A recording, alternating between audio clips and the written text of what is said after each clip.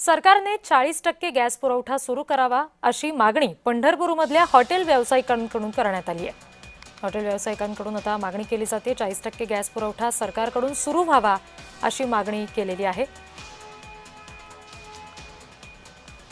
मी सध्या विठ्ठल मंदिरासमोर उभा आहे आणि महाराष्ट्राची जो गॅसचा तुटवडा निर्माण झालेला आहे त्याचे जे परिणाम दिसून येत आहेत त्या अनुषंगाने एक वास्तवता मी आपणास सांगू इच्छितो। ती वास्तवता अशी आहे की महाराष्ट्रातील जेवढी शहरं आहेत ती शहरं आणि तीर्थक्षेत्रे यांच्यातली जी वस्तुस्थिती आहे यात जमीन आसमानचा फरक आहे। तीर्थक्षेत्राच्या ठिकाणी दररोज हजारो भाविभक्त येतात। पंढरपूरला दररोज 25,000 भाविभक्त येतात। चैत्र यात्रा जवळ आलेली आहे आणि त्यामुळे येणाऱ्या भाविभक्तांच्या संख्येत दुपटीने वाढ होणार आहे। चैत्र यात्रे दिवशी 2-4 लाख भाविभक्त येणार आहेत आणि त्यामुळे हॉटेल व्यावसायिकांनी जी मागणी केलेली आहे एकूण वापराच्या 40% गॅस उपलब्ध करून द्यावा, या मागणीकडे शासन आणि प्रशासनाने गांभीर्याने लक्ष देणं गरजेचं आहे।